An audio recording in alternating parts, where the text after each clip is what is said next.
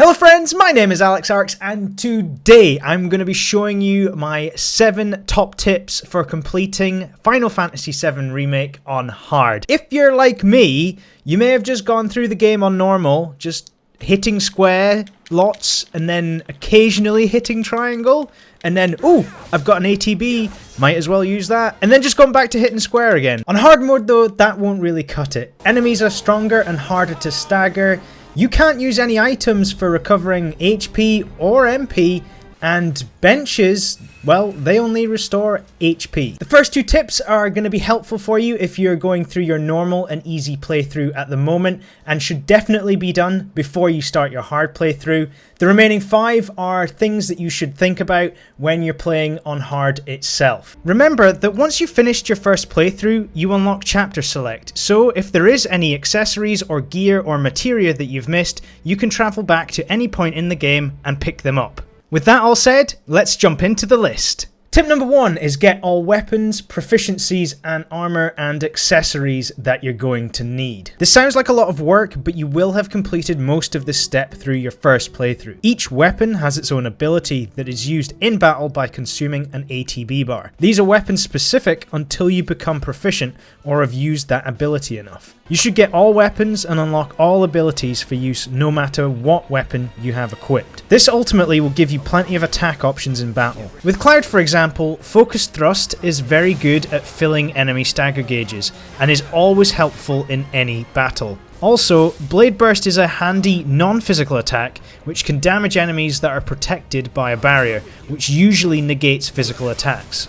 Weapons also have different stats and perks attached to them through the SP upgrade system. This will let you prioritize physical attack or magic attack depending on what enemies you are facing. The perks can also vary from increased MP regen, Bloodsucker, which allows you to heal from killing enemies, and Reprieve, a perk that lets you avoid incapacitation once per battle under certain circumstances. Having the option to pick a weapon based on the situation at hand is a very powerful tool. Note, 2 weapons that you may miss are Aeith's Bladed Staff, which is stolen from Eligor, the ghostly horseman at the end of Chapter 11, the Haunted Train Yard, and Barret's final weapon, the EKG Cannon, which is bought from Hart, Mayor Domino's assistant, for 10,000 gil in Chapter 16. For armor, I found that going for high physical defense was best. Feels like most enemies hit with physical attacks, so I optimized for that. The highest defense armor is the Iron Maiden, but actually I didn't find it until I had completed hard mode. It also has no materia slots, so it's not something I would favour. If you're interested, it can be stolen from moth units, or one can be found in Chapter 16. Once Tifa has stolen the keycard in the lobby, if you go up the stairs and head to the right side of the lifts, there's a door. If you unlock it, head through, there's a chest that's sat next to some cars. I recommend the Chain Bangle instead, which has good physical and magical defense of 50 each and has 4 materia slots. This is found in Ward 2 in Chapter 17 after battling the sledge worms while Hojo watches you. Once you have red, go into the next room and look to the right behind the specimen containers for a chest. There's only 1 Chain Bangle in the game, so I use Supreme Bracers on my other characters, and this has great physical defense and 3 materia slots. This can be acquired in Chapter 16 and 17 in the Shinra Combat Simulator, and also from the vendors in the very same areas. Accessories shouldn't be overlooked in hard mode. There are many accessories that grant small stat boosts and others that provide buffs and protection against debuffs. Ensure you have plenty of variety and duplicates to cover various situations. Particular mentions go to the Star Pendant, which grants poison immunity, which is great for fighting smoggers, and the Malboro, both of which do bio damage. Protective boots are great against bosses and enemies that you stop on your party, and in general, the Circlet is a great addition for Aeith, granting her increased MP and magic power. Tip number 2 is acquire and level up all of your key materias, and also level up all your characters to level 50. If possible, make sure at least 3 of your 4 characters have the following materia leveled up to a decent level: 2 times HP up, 2 times MP up, healing, and revival. The large increase in health and MP should put your HP into the 9,000 range and your MP over 100 with each character. This is key because you can't use items to restore your health or MP. Having healing and revival materia on all characters allows anyone to heal and revive anyone else in the party that manages to fall down. Something I have relied on way too much in the past. The rest of the materia slots are open to your preference, however there are some special combinations for you to consider. I recommend the Steadfast block and First Strike materias, both of which you get from Chadley for completing some of his battle intel reports. Steadfast block, once leveled up, will reduce the damage you take while blocking even further than standard blocking, and will also increase the ATB gained whilst blocking attacks. This can form an effective battle strategy, especially for tackling bosses where survivability over a long stretch is key. First Strike Materia gives you ATB instantly upon entering a battle, and this can be leveled to a point where you effectively get 2 full charges as soon as you start a fight. This means you can enter a battle and immediately use an ability or magic, and can really help you blast out mobs really quickly and easily. Magnify Materia is also fantastic. This effectively duplicates the effect of the magic materia it is slotted with. For example, I use Magnify with healing materia on Aeith. When in battle and I have low health, either on Aeith or any of my other characters, or all of them for that matter,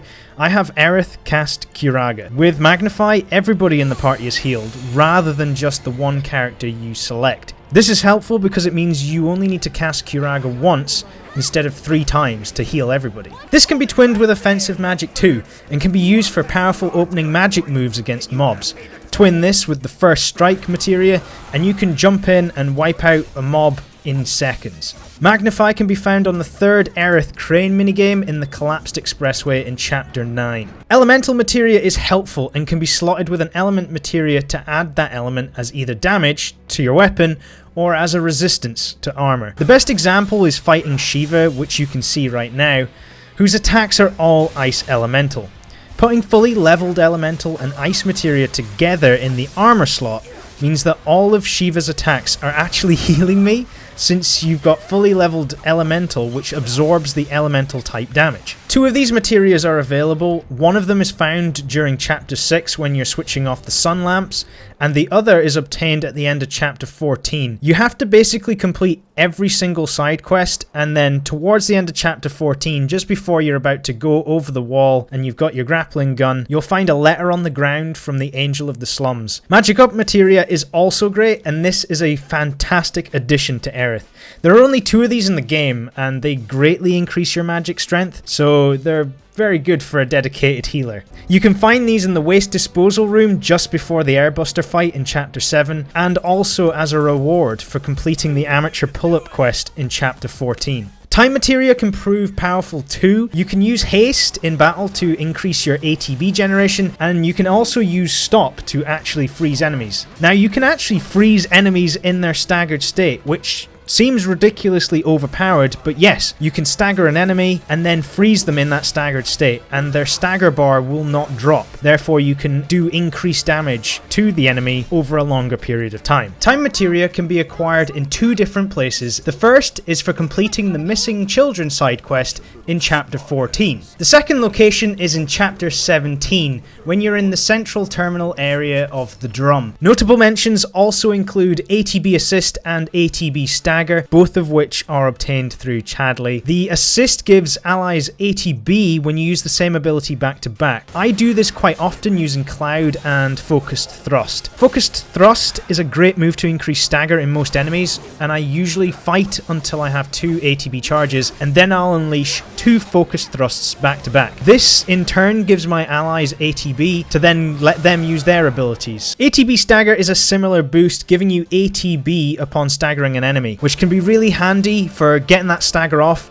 and then being able to then use another ability to get the high DPS on an enemy who has just been staggered. When it comes to leveling up your characters and materia, you shouldn't need to grind too much, especially after the first playthrough. You gain double XP and triple AP, which gives you a massive boost. You can also access an EXP Up Materia in Chapter 16 and 17 in the Shinra Battle Simulator by beating Team Ragbag. You can also get yourself an AP Up Materia, and this is found by walking the Pedometer Materia 5,000 steps. This can be found at the start of Chapter 14, just outside Aerith's house. No, you don't have to have max level for all of your materia before starting on hard. I certainly didn't. As long as you have the first couple of levels, you will be fine, because you will level them up as you go along playing in hard. Much more critical is having your characters at level 50, which I found not to be a grind at all, since you have all of the XP boosts once you've completed your first playthrough. If you do wish to level up a bit faster and farm some AP for your materia, good spots are at the start of Chapter 16, when you fight your way through the Shinra HQ garage, and also the Shinra Combat Simulator in both Chapters 16 and 17, where you can fight the High Flyers. The first round of this challenge has many weak enemies, and with the AP boosts, this is a quick and effective AP farm. Tip number 3 is change your playstyle to a defensive and opportunity-based one. You could go into battles hacking and slashing, but if an enemy hits you mid-combo, you will get hit hard. Enemies do more damage, and bosses in particular will punish you if they get a hit on you. When you get hit, you'll fall back, you'll stagger about, and enemies will capitalize on this. Dodge rolling with circle can be effective, but it takes time to learn enemy attack patterns and when and where to roll to avoid them. I prefer to block while using the Steadfast block materia. I take significantly less damage and I gain a massive ATB boost. I'm also ready to unleash an attack immediately rather than rolling on the floor in pain. Cloud is particularly good as well. He has a Punisher block, which I only just found out about. While in Punisher mode, if you stand close to an enemy and hold the block button, if an enemy then strikes you, Cloud will then instantly retaliate with a powerful strike that can give you a new opening for a combo or an ability on that enemy. This is similar to Cloud's Counterstance Ability, which produces a flurry of retaliating swings upon blocking an enemy attack. However, this requires an ATB charge to use and only holds the defensive position for a couple of seconds until he attacks with a single swing. To further maximize the effectiveness of this playstyle, you need to fully utilize Tifa where possible. She, and Aeith in a small part, have abilities that increase the damage boost applied when an enemy is staggered. So Tifa's Unbridled Strength ability increases her chi level, which changes her powerful triangle attack. The level 1 attack is Whirling Uppercut, level 2 is Omni Strike, and level 3 is Rise and Fall. Using one of these attacks, when available, reduces the chi level by 1. So when you use the Rise and Fall attack, it changes to Omni Strike, and once that is used, her command returns to the Whirling Uppercut. Each of these attacks increases the damage boost percentage on staggered enemies, Rise and Fall increasing it the most, and Whirling Uppercut the least. Aerith's Ray of Judgment attack also increases the damage boost percentage, but it requires 2 full ATB bars to actually use, and it takes quite a long time to actually produce that attack. By optimizing your ATB usage and ensuring Tifa's chi level is at 3 before staggering an enemy, you can then use these powerful attacks to damage the staggered enemy and increase the damage percentage boost. You can then reuse Unbridled Strength again and attempt further Rise and Falls, Omni Strikes and Whirling Uppercuts to increase the percentage further. This strategy, with great ATB management and playing defensively, is highly effective against all enemies, especially bosses. Tip number 4 is know your enemy. If you know what you're about to fight, you can prepare accordingly. For example, if you know you're about to fight some thugs in the collapsed expressway, you know from enemy intel that they're weak to fire. You can then arrange your materia such that you have Magnify, twinned with fire, and then once the battle starts, just shoot off a firer and burn them all away. This is key to successful progress in hard. Even now, I still struggle with encounters that I am ill prepared for. Utilizing summon materia properly can help you beat certain bosses more easily. For example, for Abzu, who is weak to fire damage, you should equip Ifrit summon materia, since Ifrit's attacks are all fire based. Accessories are key to this strategy as well. For example, some enemies cause stop on your characters by freezing them in place.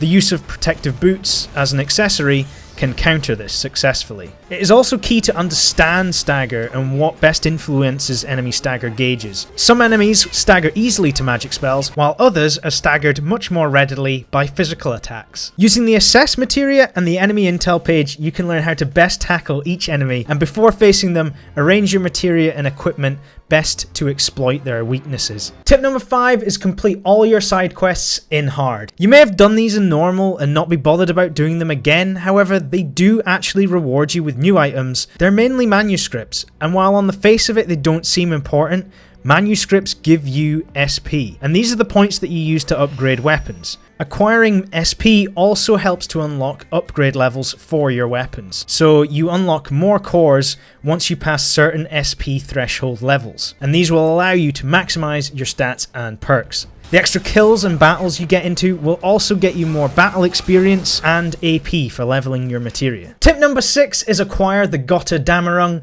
And I don't even know if I said that correctly, but this is by far the best accessory in the game. You begin every battle with a limit break and will constantly regenerate your limit in battle. There is a price to pay for this though, and you must complete every Corneo Coliseum fight, every Shinra Combat Simulator fight, even the hard ones, and all of Chadley's battle intel reports. This means you can't unlock this until Chapter 17 in hard mode, where you get the last Shinra Combat Simulator with hard challenges. You then have to beat the hardest challenge, where you fight all of the summons back to back, and then the Pride and Joy prototype. By this point, you should be a veteran at the game, and hopefully shouldn't find it too hard. However, I may make a guide to help discuss the best ways to beat this challenge. With the Gotterdammerung, you will have a helping hand during the latter boss fights, which actually can be quite punishing if you get caught off guard. A nice limit break could sort that out though. And finally, on to the final point, which is tip number 7, and that is never give up. I know you can do it. Final Fantasy VII Remake on hard, well, it is hard. I got stuck in some places and I had to retry over and over and over. Honestly, there is absolutely no shame in pausing mid-fight, clicking retry from before last battle, and just diving into your menus, looking at your equipment, your materia, and everything else, and just rearranging what you've got and getting set up better for the fight again. I've done that many times. I've realized mid-fight that I'm not going to win this, it's a lost cause, I've messed up, I've not put the right materia on, or I've not even got the right equipment or accessory. That wraps it up for my Final Fantasy VII hard guide. I do hope that you found this helpful. Feel free to share it with others that you think might need help, and if you could leave a like and also subscribe to the channel for more content, that would be delightful. But I do want to say thank you for watching. I do really hope that if you are struggling, this does help you out. But yeah, just drop me a comment if there's anything else you need information on. I will do my best to help you out. But yes, once again, thank you for watching. I will see you in the next video, friends.